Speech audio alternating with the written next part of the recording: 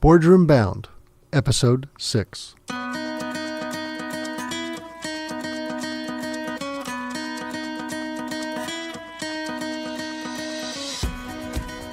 Hello and welcome to this episode of Boardroombound.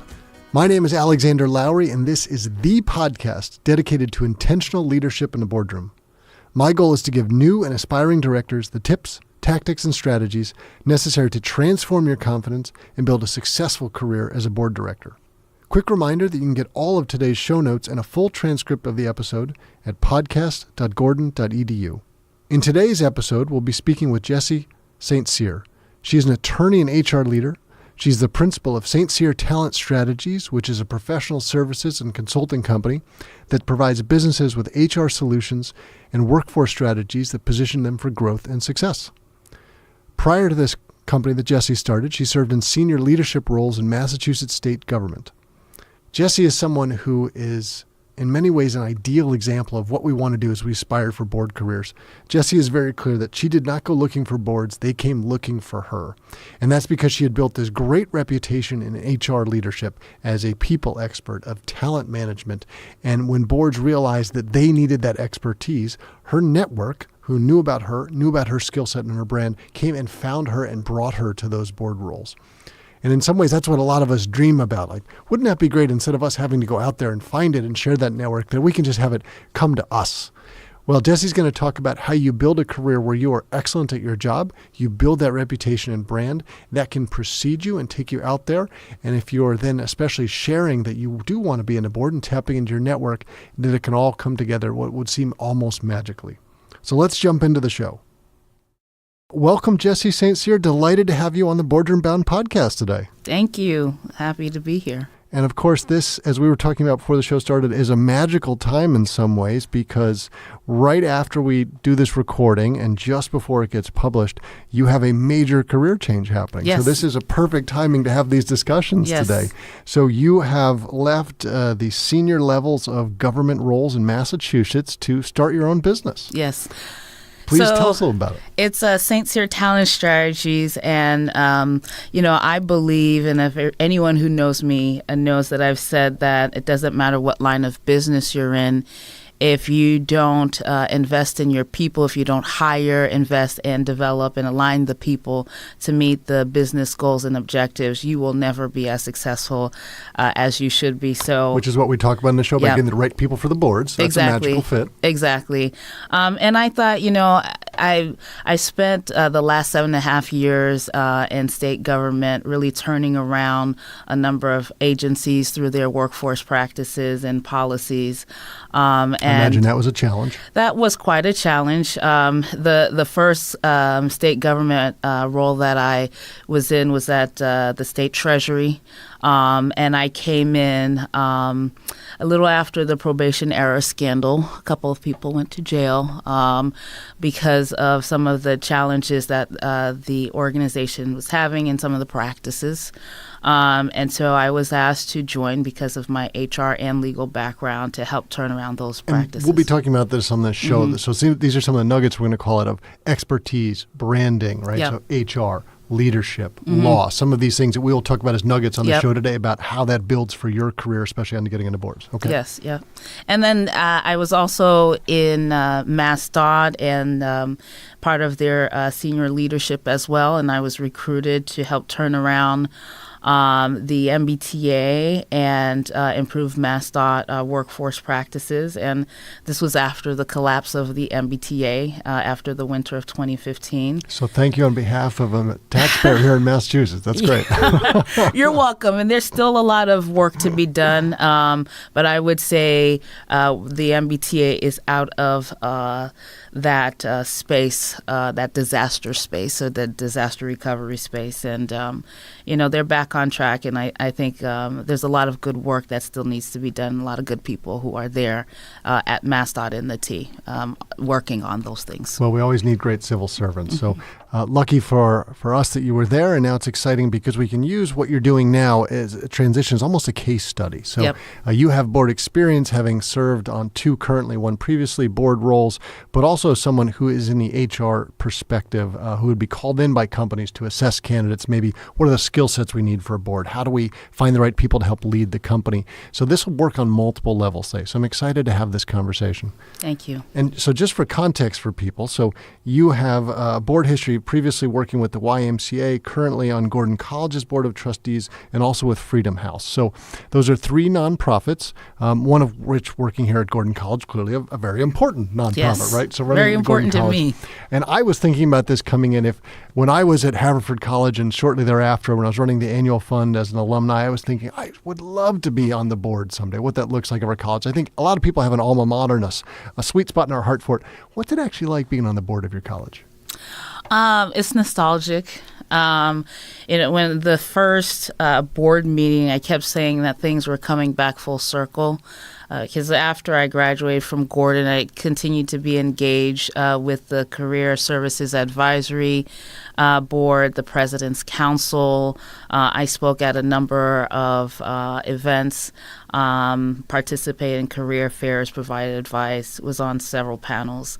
And so to see all that work, and then I was awarded the Young Alumnus Award by Gordon College. And so just to Does that set yourself a challenge in the future that you need to be old alumnus someday? I actually don't want to be called an old alumnus.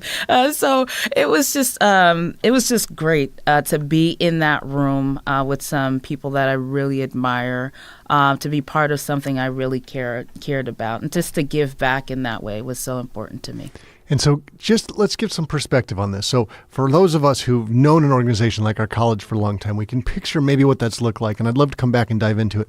What's it like when you join one of your other nonprofits? So you're on Freedom House today, an organization you probably knew a little bit about, but not in the same way. When you walk into that first meeting, what does that feel like differently? So the thing about Freedom House, it's located in a newly renovated space. And that space used to be a Boston Public Library. And so it's a quiet space. It's quiet space, beautiful building. But I used to go to that Boston Public Library after school. I went to Boston Latin Academy, which is down the road from Freedom House, and I used to go there to study. And just to be in that building, again, another... More nostalgia. This is incredible. It was wonderful just to be there and to be part of that renovation project. And so it's, for me, learning about Freedom House was a process.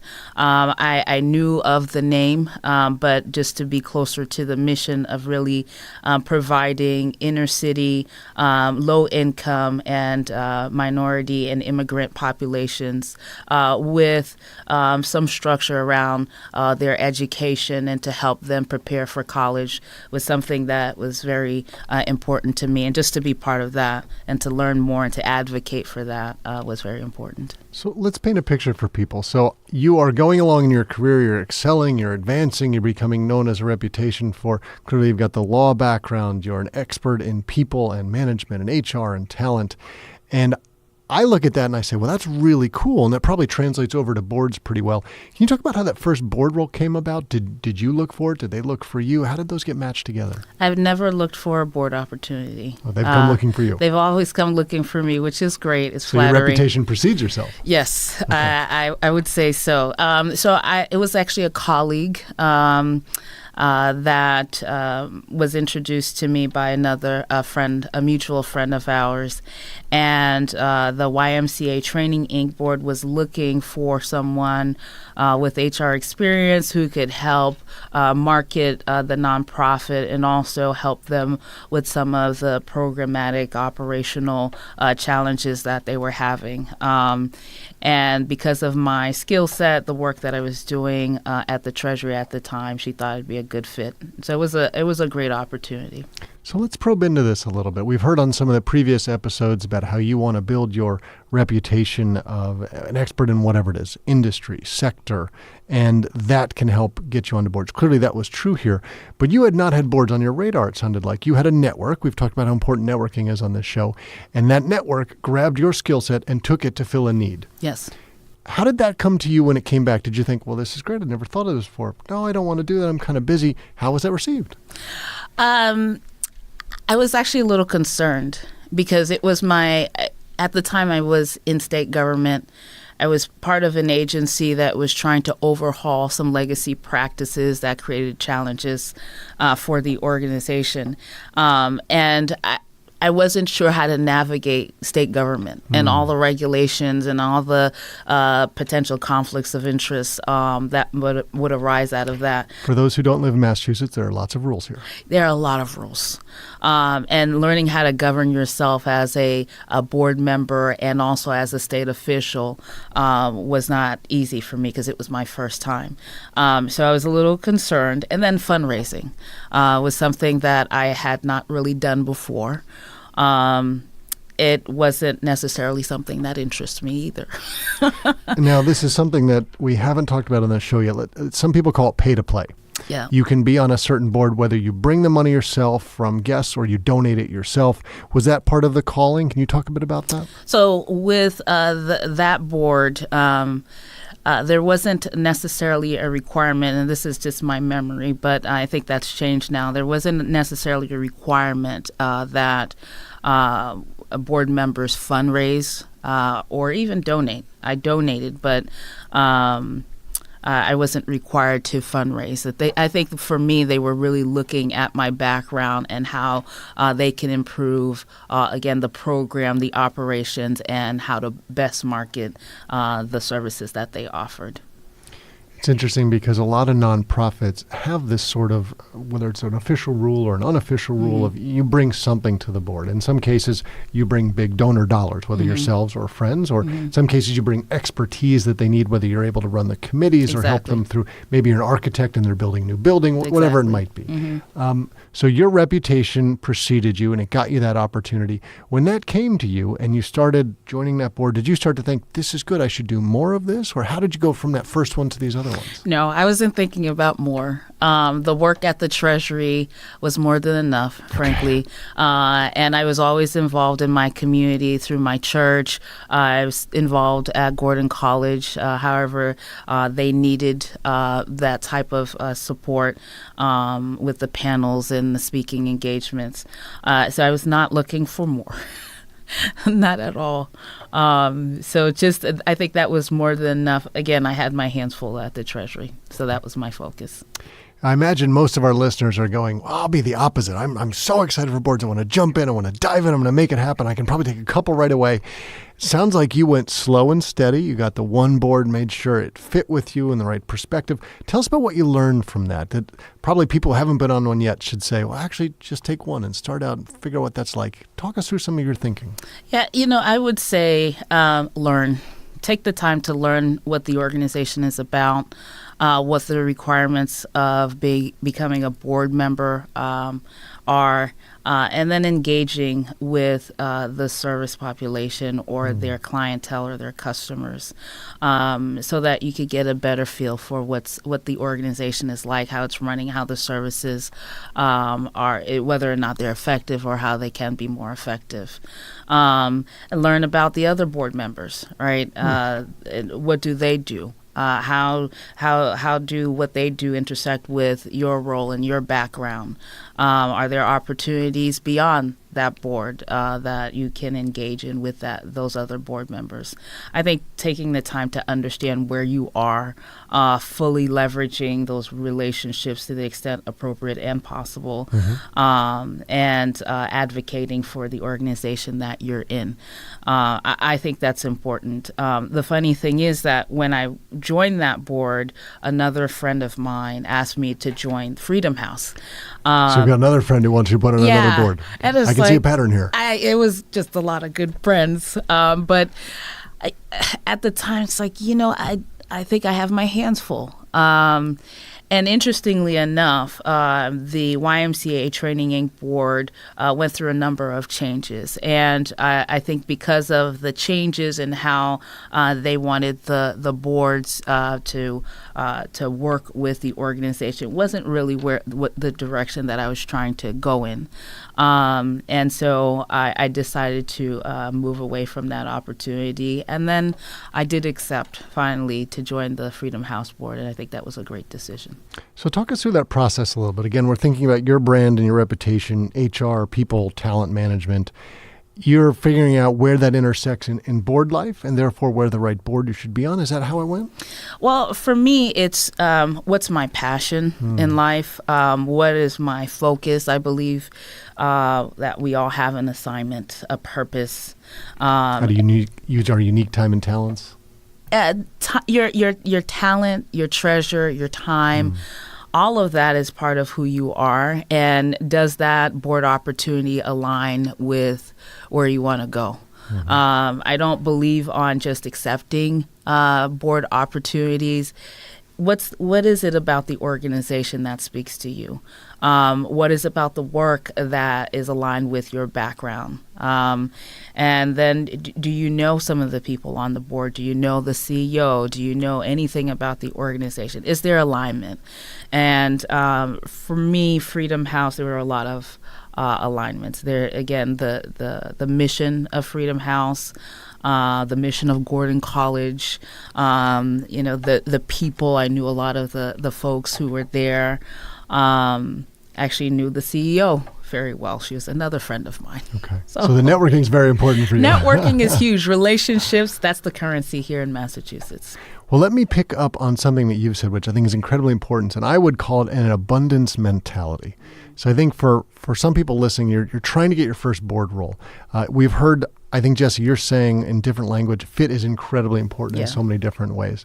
And I would encourage everyone to say an abundance mentality of there's more where that came from. If an opportunity comes for you and it's not the right fit, because you've talked about one, it wasn't the right timing. Freedom House was too early, another board on, or it was not a right fit with your skill sets and what they needed.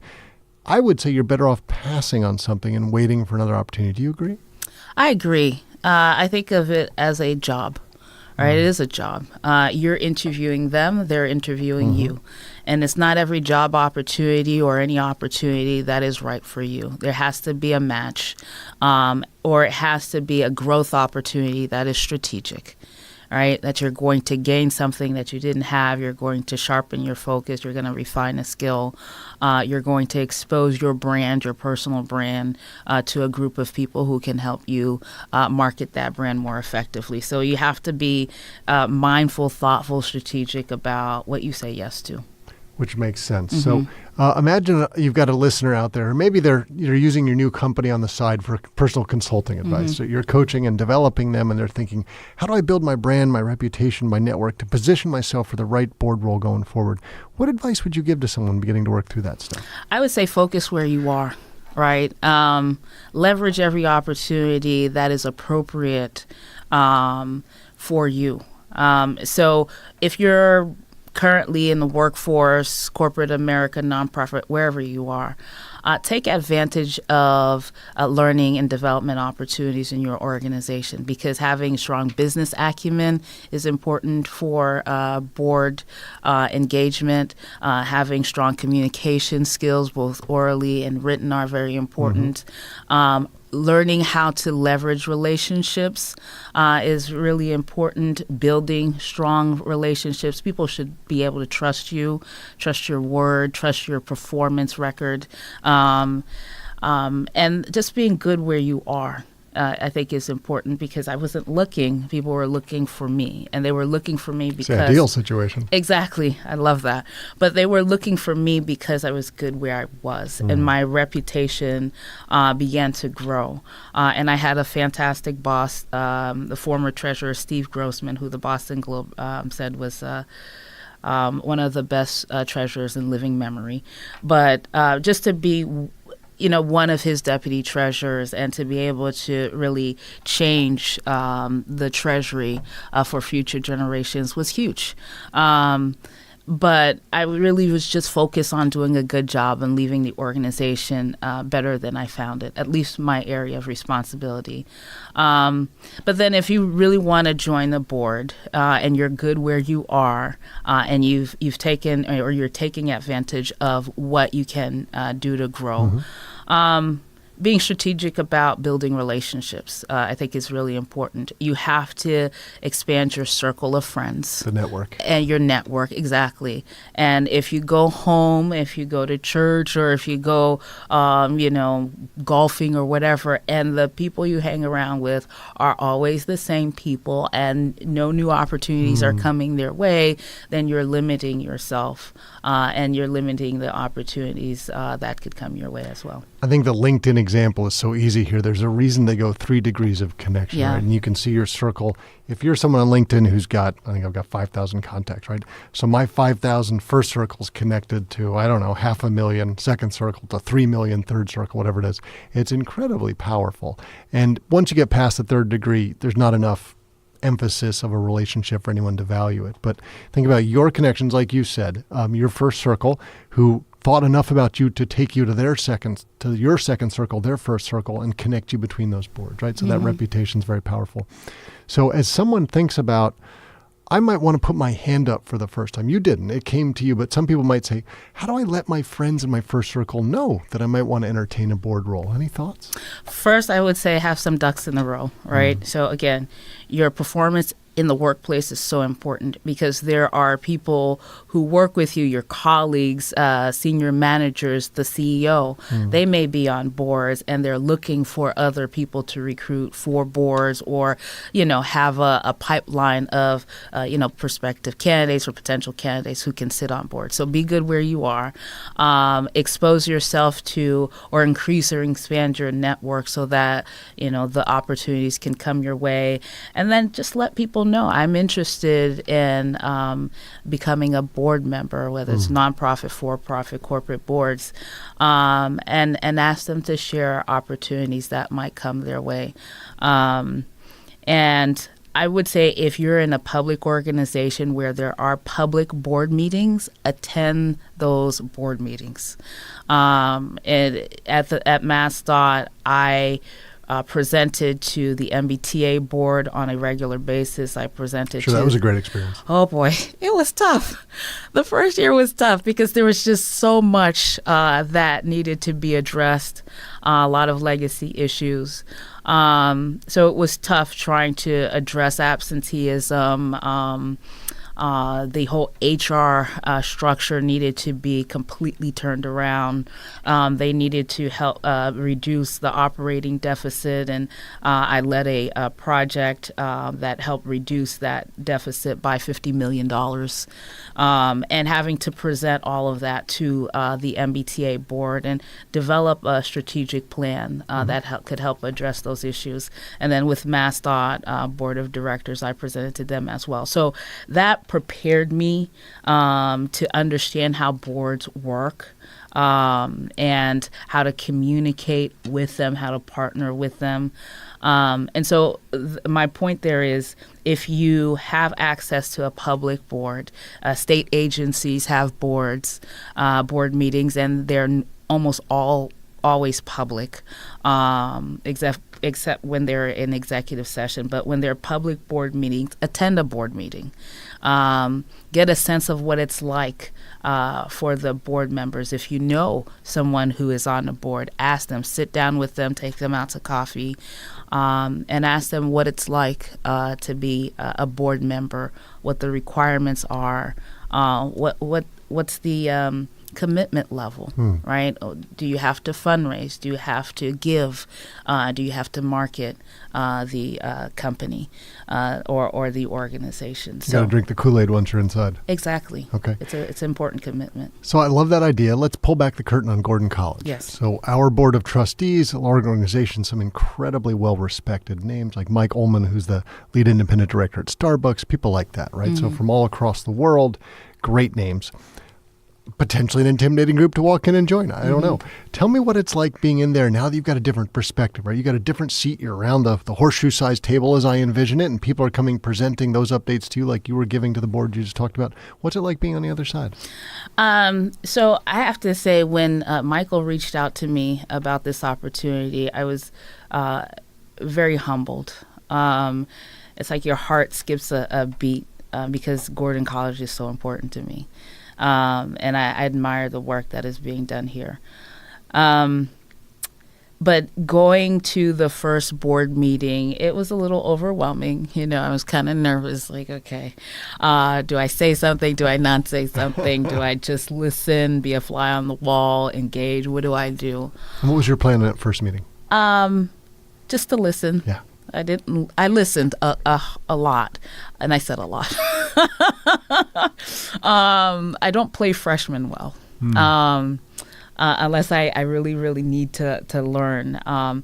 And so I engaged. There were a lot of topics: real estate, financial matters, recruitment, board engagement, all those things topics that I was familiar with because of my board experience, because of my work experience. There are things that I was engaged in at MassDOT in the MBTA.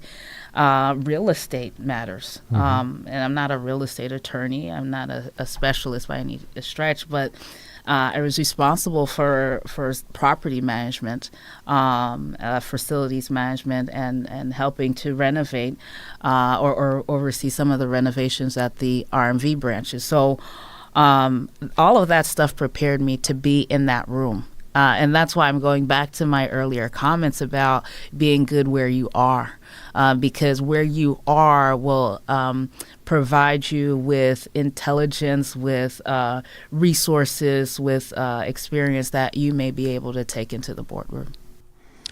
And as I think about it, you're moving up this track and your skill set is so helpful for the conversation today. So I'm just going to break it down to like people management expert.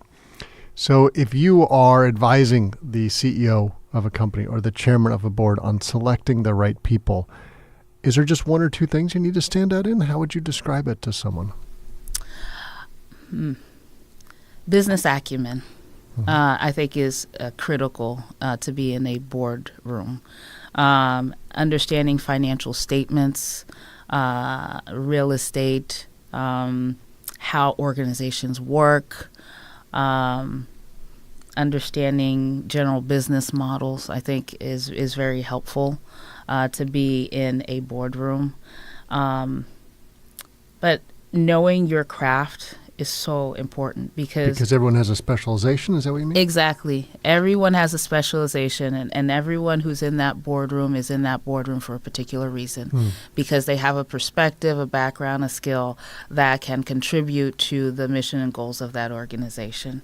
As I think back to our previous episode with Gordon Hall, we're talking about, so he's the chairman of one company and the lead director on the other of two public companies at the moment. He's had prior board experience. All have been in sort of that minerals, metals, mining, oil, gas space, because that's where he was an expert in for investment banking. So not that he doesn't have a lot of other great skill set as well, but clearly being in that industry is a big start because you know a lot about it. And I guess that's another example of what we're talking about here. So and I would put a stripe like horizontals versus verticals here. People management, HR talent, that sort of stuff. And that cuts across different spaces. Do you think that's a fit? Is that what we're talking about? Yeah, I think that. And then with the legal background, being an attorney, I think that's huge. All right. Because I see issues. I see exposure. I see risk. I see opportunities. Every time I talk to a lawyer, he tells me the problems. Bring me solutions, not problems. Yeah. But you see the problems, but as a business person, I consider HR a business function in an organization. But the focus, the people, is that you can identify those issues, manage those issues more effectively, and minimize the risk associated with some of the decisions that an organization has to make. And so that legal background is very, very important to boardroom discussions. But the board isn't full of lawyers, right? We've talked about, you got all sorts of different types, whether we talked about architect before or whatever different skill sets would be, because you want diversity of opinions, diversity of thoughts. Would you agree on that? Yeah, you want diversity of opinions, thoughts, backgrounds, and having the HR background, understanding how to manage people, understanding the costs associated with managing people, and having the right people in your organization is so important. And with Gordon, it's about your students, but it's also about the staff and the faculty and the leaders and the people you have to reach out to. Sure. So, Jessie, this is an interesting, and I'm going to call it an inflection point in your career, right? So this is a massive change from senior government role to starting your own business, a very exciting time. You have 2 board roles going on currently. You've had another one in the past. I could see this going in all sorts of different directions for you now. We were talking about this before we went on air. Do you envision a for-profit paid board role in the future? I would look forward to that. I would be interested in that. Certainly, I am very happy on these boards. I'm very engaged on these boards. So I don't think of the nonprofit boards as stepping stones to something else. However, I am certainly interested in a for-profit board opportunity. So let's play it out almost as a case study in the future for yourself. So we've talked about your expertise and how those led to board roles coming to you, 3 very successful ones thus far. And if you were to change your mind tomorrow and said, you know what, I want to get a paid board role, what are the steps that you would take to start going down that path? Just as an example for our audience. Well, I would leverage my network. Again. Yeah, absolutely. And it's a network full of wonderful people and business leaders and executives. And I would share with them that I'm interested in a for-profit board or corporate board. And I would share with them my experience on nonprofit boards, but also my experience as a professional, a legal professional, an HR professional, and how I've helped manage organizations or turn around organizations so that they could be healthier, more effective, and productive for their clients and customers. And so I think that would be number one. And I think the opportunities would come thereafter. All right. Well, I envision as you start up the new business now, you might be a little bit busy in the starting days, and it's probably not in the short term for you, but I could see the medium, certainly the long term, this happening. So we've talked about today all the skill set you'll be bringing to the new company. We're very excited to see how that goes. So Saintcyr Talent Strategies, as it starts launching, we'll have a link to that in the show notes. Excited to see how that is going for you, and thrilling just to see, again, probably how that network will be carrying over for you. So delighted, of course, to have you on Gordon College's Board of Trustees. We're blessed to have you involved there. You. And I would just love to thank you for being on the Boardroom Bound show today. We appreciate you being part of the podcast. And what would be the best way for our audience to contact you if they have any follow-up? Well, if they have any follow-ups or would love to engage Saintcyr Talent Strategies, they could go to www.saintcyrtalentstrategies.com. And all the information is there. And we'll have that link to it in the show notes. So delighted to have had you on it with us today, and appreciate you sharing your insights and help to everybody who's trying to be boardroom bound. Thank you. It's a pleasure. Thanks for listening to episode number 6 of the Boardroom Bound podcast, hosted by Alexander Lowry and brought to you by Gordon College, with special guest Jessie Saintcyr. Head over to podcast.gordon.edu, where you get a transcript of today's episode, links to all the resources, and the best way to connect. If you've enjoyed this episode, please show the love by taking 30 seconds to leave a review on iTunes. Reviews on iTunes are one of the best ways to get word out about this podcast. And I really do want to help you, but I also want to help others. You leaving a review will really help make that possible. On our next episode, we'll hear from Beth Francis, who is the CEO of the Essex County Community Foundation. ECCF has several main things that they do, but one of those is connecting nonprofit boards with the right future board members. And they do that by training up these board members, giving them the skill set, the expertise, the brand, the knowledge to go forth and be successful nonprofit board members. And this, of course, as we've talked about, can lead to for-profit board roles. So we'll have Beth talk about their training. They've got the 10th annual one coming up very soon. What that's like, how it feels like, and for anyone who's local, it's a great way to plug into it. And anyone who's not, you'll be learning the skills that you need to go through, the exercises that you're going to want to use to prepare yourself. Can't wait to talk about that next show. And remember, keep tuning in to be Boardroom Bound.